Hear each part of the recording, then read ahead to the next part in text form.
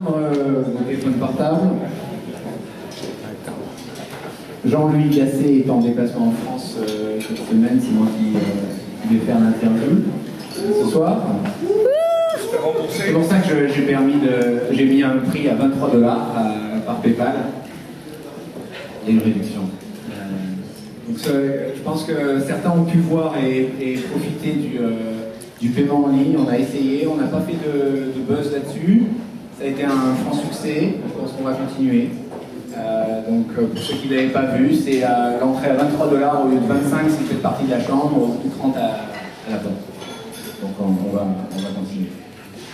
Tout d'abord, j'aimerais une nouvelle fois remercier nos fidèles sponsors, la région de Lyon à travers la DERLI, UGAL qui héberge le site web de DBF, de Sofitel qui nous reçoit, et surtout la chambre de commerce franco-américaine de San Francisco qui gère toute la logistique. Donc, ce soir, nous avons le plaisir de recevoir un sérieux entrepreneur, en la personne de Dan Sperti, qui est le CEO de Viadeo. Dan, merci de te prêter au jour de l'interview. On viendra longuement sur Viadeo. Je te donnerai le micro pour ça, je te le jure. Mais on a une tradition un peu à DBF, c'est d'essayer de connaître un peu mieux l'invité à travers son cursus personnel et professionnel. Donc on va essayer de voir un peu d'où tu viens et ce que tu as fait avant Viadeo. Donc parle-nous un peu de tes origines alsaciennes, si je ne me trompe pas. Et de ta scolarité. Je sais pas pourquoi je suis jamais très crédible quand je dis que je suis alsacien. C'est mon look, mon nom. Pourtant c'est vrai, je suis né à Strasbourg, donc effectivement, de parents marocains les origines. Né à Strasbourg et j'ai fait jusqu'à 18 ans à Strasbourg, au fameux lycée Clévert, ensuite une prépa d'1 an, et puis ensuite la vie parisienne avec une grande école de commerce à Paris. Tu fais une école de commerce, tu as choisi HEC. La question que tout le monde peut se poser, c'est pourquoi avoir choisi le HEC, le commerce, et pas une grande école d'ingénieur française. Tu avais des problèmes en maths? Il m'a dit je ne serai pas agressif, t'inquiète. Moi alors on ne prépare rien, il n'y a pas de problème. La prochaine fois on prépare. J'étais plutôt bon en maths, mais c'est le système français. C'est marrant parce que je suis en train de découvrir le système américain avec mes enfants. Et dans le système français, vous savez aussi bien que moi, lorsqu'on est plutôt bon à l'école, soit on est ingénieur, soit on va faire du business. Moi j'ai envie de faire du business. Et donc quand on fait du business et qu'on y arrive, on fait HEC. On ne fait pas d'école d'ingénieur. Comme je l'ai dit tout à l'heure, tu es un sérieux entrepreneur. On le verra tout au long de ta carrière, tu as repris ou monté différentes entreprises. Est-ce que c'est quelque chose qui est dans ta famille ou tu es le seul à faire ça? Ouais, non, j'ai l'impression que c'est plutôt dans l'ADN familial. Alors, si je vous dis ce qu'ont fait mes parents, vous allez me dire il dit n'importe quoi, parce que mon père était salarié chez Cronenbourg et ma mère institut. C'est l'ADN entrepreneurial. mais en fait, il faut juste sauter cette étape-là, et puis ensuite c'est bon. Il était pas léger de Cronenbourg? Il était déjà de Cronenbourg, mais voilà, en fait, au-dessus, ensuite, grands-parents, arrière-grands-parents, paternels, maternels, ça a toujours été entrepreneur. Et mes parents, simplement parce qu'ils ont quitté le Maroc à 18 ans pour venir étudier, ont eu des enfants très jeunes, et du coup, on dû bosser. Mais je pense que, quelque part, si je suis entrepreneur, si notre devait faire être entrepreneur, c'est pas pour rien, c'est qu'il n'avait qu'une envie, c'est qu'on ne soit pas salarié comme lui, je pense. Donc tu as 2 frères, dont un est aussi entrepreneur et l'autre fait... L'autre est écrivain. L'autre est un écrivain qui marche bien en France et qui... certains le connaissent qui s'appelle Thierry Serfati et qui écrit en ce moment un autre bouquin qui s'appelle Eli Anderson. Tu m'as dit de ne pas faire de la pub de Viadeo, mais tu ne m'as pas dit de ne pas faire de la pub pour les bouquins de mon frangin. Donc voilà, il s'appelle Eli Anderson. Et non, il écrit des livres. Et ce qui est sympa, c'est qu'il arrive à... Il est médecin à la base, mais aujourd'hui, il arrive à en vivre de ses bouquins, donc c'est plutôt sympa. Après HEC à Paris, tu es parti faire une coopération, c'est ça, de 2 ans en Italie. Voilà. Pourquoi avoir choisi l'Italie? C'était une filiale de Danone? C'était ma seule expérience, c'est ma seule expérience salariée. Donc ces 2 ans pour à l'époque, je ne sais pas si certains se souviennent, pour ne pas faire de service militaire, on pouvait aller bosser à l'étranger pour une société. J'avais le choix entre Air Liquide à Tokyo et puis Danone sur le lac de Garde. Voilà. Tu parles italien? Moi, je parlais italien couramment. Je me suis même marié avec une Italienne, du coup, ma femme, que j'ai rencontrée là-bas, et je me suis marié moi aussi très jeune. Et tu as fait quoi? Tu as retenu quoi de ton expérience de 2 ans de salarié? Un permis bateau. de gars. Et puis franchement, c'était très sympa, voilà, c'était très sympa, mais j'avais aucune intention de continuer derrière. C'était vraiment, je faisais mes 18 mois ou 22 mois, je sais plus. Et puis ça s'arrêtait là. Donc, non, si tu me dis autre chose que le lac de Garde de ski nautique, j'avais un directeur marketing qui était très sympa, qui tous les après-midi voulait sortir sur le bateau. Moi, j'étais d'accord avec lui. Donc voilà ce que j'ai fait un peu pendant 2 ans. En rentrant, donc tu es en France, après la coopération, tu es assez jeune, 23 ans je crois, à peu près, et tu reprends une société qui fait des télescopes. Comment tu as eu l'opportunité et avec quel argent?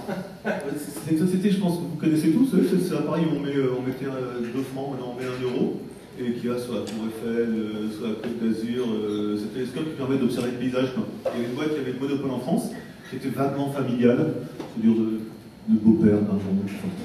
Donc je le connaissais, c'était une société qui faisait, je me souviens à l'époque, 1,5 million d'euros de chiffre, 10 millions de francs de chiffre d'affaires, 1,5 million d'euros, et dont personne ne s'occupait, qui perdait 500 000 euros l'année où je suis arrivé. Donc le guide, ça a été de dire, j'en reprends 50%, et en échange, je me mettais caution sur la moitié, parce que la perte avait été financée par la banque, donc il y avait 500 000 euros de dette bancaire, je me mettais caution perso sur 250 000 euros. Donc, à l'époque, franchement, 250 000 euros de caution, il aurait pu me demander 25 millions, c'était la même chose. Ça, j'avoue que ça m'a pas dérangé beaucoup. Donc, j'ai donné la caution de 250 000 euros, puis cette société, je l'ai redressée en 2 ans, 2 ans et demi.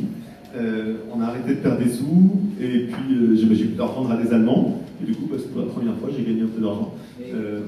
Qu'est-ce que tu as fait pour la redresser? Qu'est-ce que tu as changé? Principalement, et c'était marrant, démarrer une expérience d'entrepreneur avec la restructuration, c'était reprendre. Bon, d'abord, il y avait des choses, il ne fallait pas être génial pour ça. La société, elle partait un peu à volo. Et donc, il y avait des dépanneurs locaux qui étaient souvent des retraités ou des gens de la mairie. Et quand ils faisaient les caisses, c'était un peu 1 pour moi, 1 pour toi, je peux appeler 2 pour moi, 1 pour toi, 5 pour moi, 1 pour toi, j'ai l'impression que c'était un petit peu ça, quoi. Comme ils étaient pas, il y avait des compteurs qui tombaient toujours en panne, et vraiment systématique, je ne plaisante pas, au mois de juin, et qui se remettaient à marcher vers octobre-novembre. C'est vraiment juste la saison touristique. Donc le gros du chiffre, il n'y avait plus de compteurs. Donc déjà, rationaliser le système de ramassage sur un mode plus Otis, ascenseur, avec des dépanneurs qui tournaient sur toute la France de manière régulière, et puis couper des emplacements qui ne fonctionnaient pas, rajouter des appareils sur des emplacements qui fonctionnaient bien, et voilà. Et pourquoi avoir vendu et pas essayer de prendre un marché pour vendre? Non, c'était pas une société où je voyais un potentiel de développement. Franchement, moi j'aime bien la croissance. Là c'était de la restructuration, c'était sympa, Et puis en parallèle, j'étais déjà en train, en fait, avec un copain à moi, je m'étais associé avec un copain à moi et on a pu lancer une deuxième boîte derrière. Et ça s'est fait en même temps. Donc là tu lances une société d'import-export de textile qui n'a strictement rien à voir avec tes expériences précédentes. Donc pourquoi avoir choisi le textile? Déjà, ça c'est vraiment un de mes credos. Et chaque fois que j'ai pu donner des conférences auprès de jeunes entrepreneurs ou d'aspirants entrepreneurs à Paris, j'ai toujours dit ça. Ne pensez surtout pas qu'il faut connaître un métier pour bien le faire. Moi je suis convaincu qu'en étant, c'est pas ça la qualité majeure d'entrepreneur, c'est pas connaître le business.